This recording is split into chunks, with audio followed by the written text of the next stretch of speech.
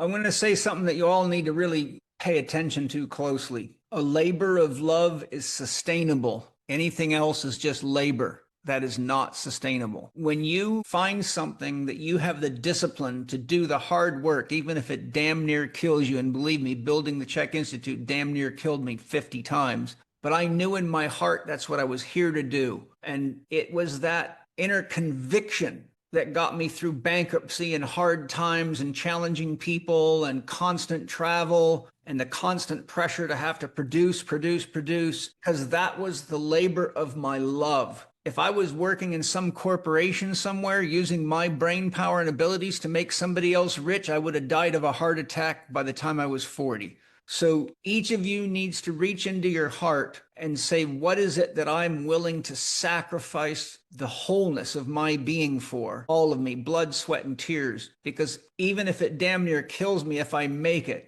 I will have become the person I came here to be. If you don't answer that question honestly, you will find yourself getting halfway through an academy or halfway through a training program and wanting to jump off and taste somebody else's ice cream all the time. It's the same with women. If a woman's really good in bed and she tastes good, but she drives you crazy 23 hours a day, pretty soon the ice cream changes flavor. And instead of seeing a good looking woman in front of you, you see some kind of a devil and you're like, how did I get myself into this? But when you were pussy drunk and sex drunk, you couldn't see straight. So when you guys are, a lot of you are still young, you have to go out and play the field. You got to go take this course and that course, and you got to go deep enough into the body or into massage or into emotional healing or into relationship work to sort of get the taste of that woman and say, is she someone I want to keep making love to, or have I had enough of this? Eventually you'll realize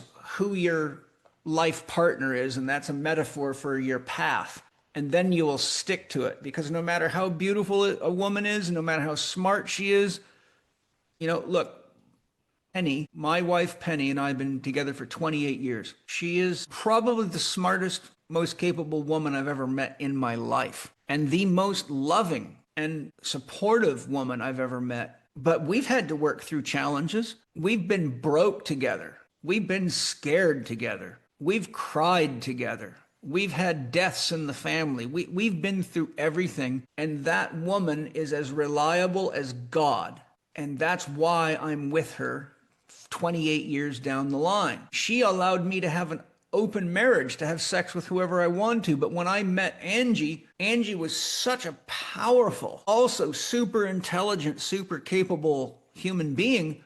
I thought, my God, why do I want to have sex with a bunch of other women when everything I've ever been looking for is right in front of me? And she gets along with Penny, and she will help me grow the Institute. And the two of us, me and Angie and Penny together, can do even more as a team than we can do separately. So I just said to Penny, how do you feel about this? Penny's first question is, how are you going to feel when you're not having sex with all these women? Are you really going to be able to handle that?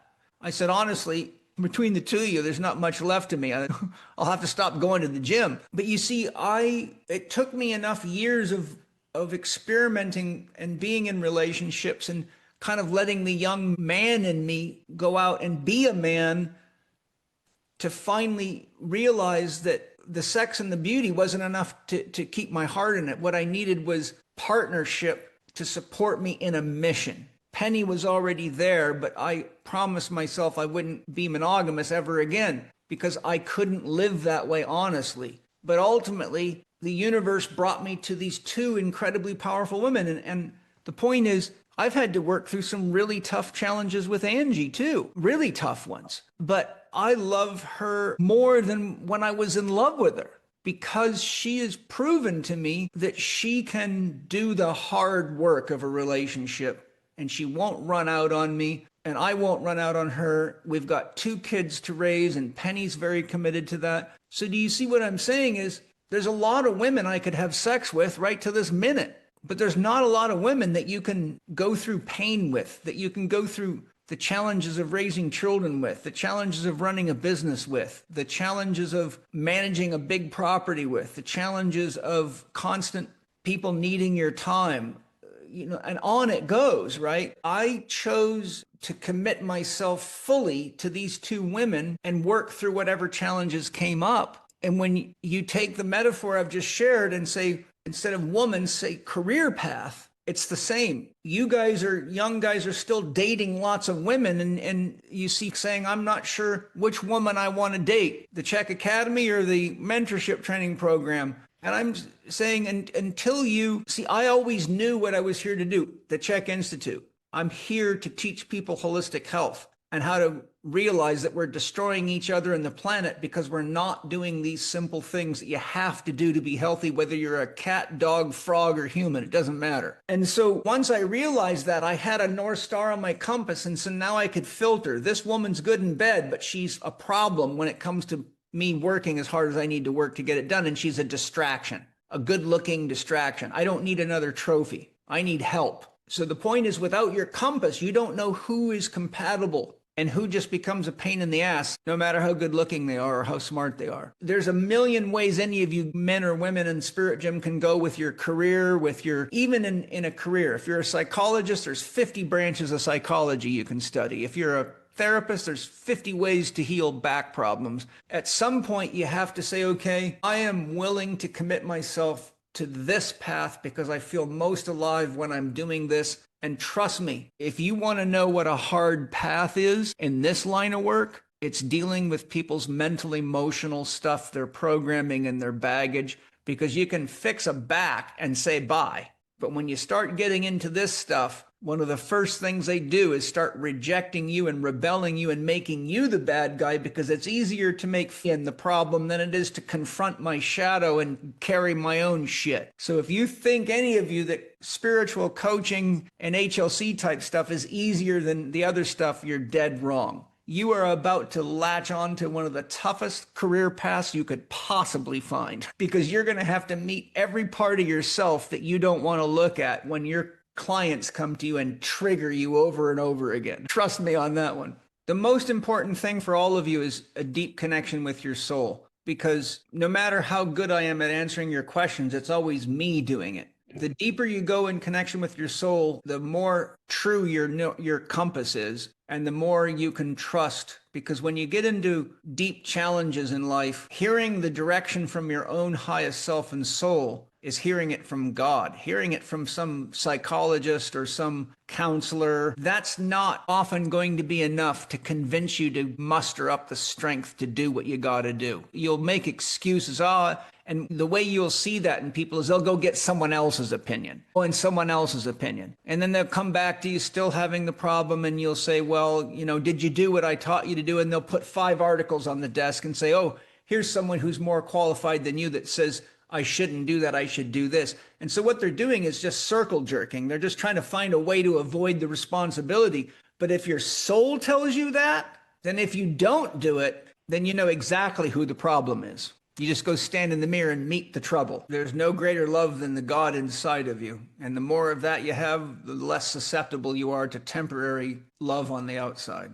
That's why Osho said the beauty of love is that it never works. And what he meant was, if you're trying to get love because you need somebody else to validate you, approve you, or make you feel good, you're now just a codependent. You're just a drain on that person, and they're a drain on you. The only love that really works is the love of God, and that's the soul and the spirit inside of you. And if you're getting distracted from deepening that relationship, you're guaranteeing that you're going to have a much more of a zigzag journey that may or may not end up where you're headed. But that's okay. God says, yeah, we'll just try again. We'll try again. We'll try again. If it takes 1,000 lifetimes, no worry. We've got all the time there is. You can't have depth of connection with someone that's deeper than your depth of connection with yourself. The problem is people keep trying to go to somebody outside of them to get the depth of connection, which you can't do, because you can't love another greater than you can love yourself. And you can't learn from another any more than you can learn from your inner guide.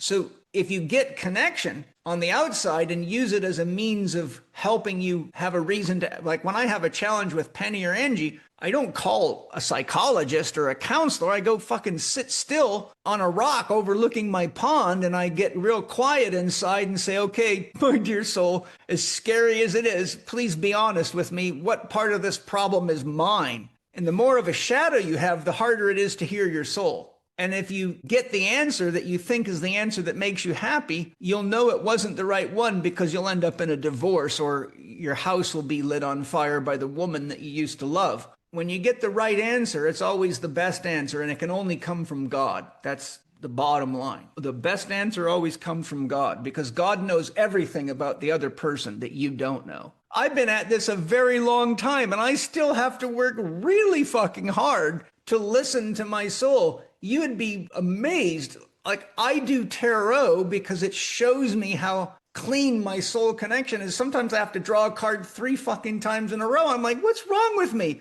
Why can't I hear my soul? And I realize it's because I'm afraid of what that card might mean, or I'm afraid of what it might mean to me, or I'm afraid it might mean that I have to go deal with somebody else's problems when I don't want to do it. So you can just rest assured it'll take you a long time before you're brave enough to sit with God and listen to the answers and not need the work of growing. The only way to truly hear God is to become godly. There's your work. And I'm still busy at it. Believe me, I've got a temper. I've got to watch my tendency to judge. You know, I could put a long laundry list of all the shit that I have to do that comes from my father, from my mother, from all the traumas in my family. I've got like a herd of fucking wild cats inside of me that I got to manage. I'm like a dragon manager. Sometimes my students irritate the shit out of me with their stupid ass questions and their fucking games they keep trying to play. This is why I said, I'll tell you what a shaman is. Shaman is someone who's played every game you're playing, but they're a lot better at it than you are, okay? So when you go to a shaman, a real one, you're going to someone who's already played all these stupid fucking games and they're 5 steps ahead of you, yet there you are trying to convince them that you need to drink 5 cups of coffee a day, or that you should have 5 wives, or that you need to, biohack, or that you need to multi-level market, and they're watching you going, oh, for God's sakes, here we go again, I got to put up with more silliness, So I'm going to close our conversation so I can get to other people. I'm going to say, don't be foolish enough to think that you will ever avoid the work of Spirit Gem, because the work of getting a clean connection to your soul will take you a long, long time, even if you go live in the mountains by yourself, and then you'll still be someone who isolated themselves from the real work of life. That's why Kabir said, don't go hide in fucking caves and meditate. If you want to become enlightened in the world, get a job, get married, have kids, and be in the world. Otherwise, you're just copping out on it all. And that's the real path of spiritual development.